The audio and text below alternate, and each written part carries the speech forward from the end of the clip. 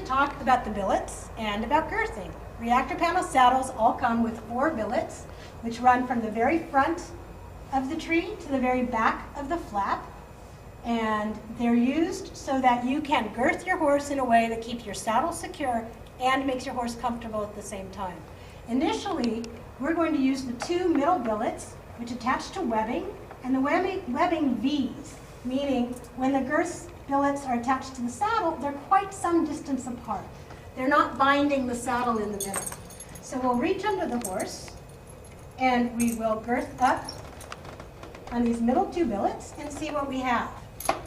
What we're looking for before we begin riding is that the relationship between the billets and the girth is fairly vertical.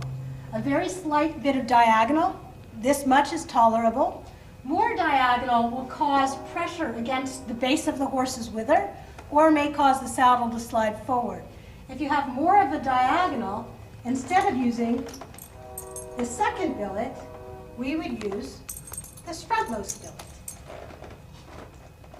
And in this case, we would have a very vertical pressure down on the horse. The reason we don't automatically go to this front billet, which is also called the point billet, I'm going to direct your attention here, and I'm going to pull on this. Can you see how when I pull down on the point billet, the saddle gets tighter against his shoulder? You're making a compromise when you choose to use the point billet. If your choice is to tighten the saddle a bit against the shoulder or to have it go up onto the neck, it's a clear choice that you'll need to use the point billet. In other cases, you may find that you need to use the rear billet. The rear billet is designed to give the rear of the saddle more stability. There may be a number of reasons that you need to do this.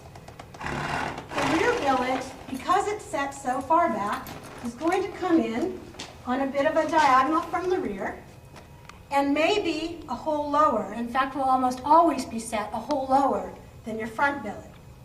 And that is not only normal, it's desirable.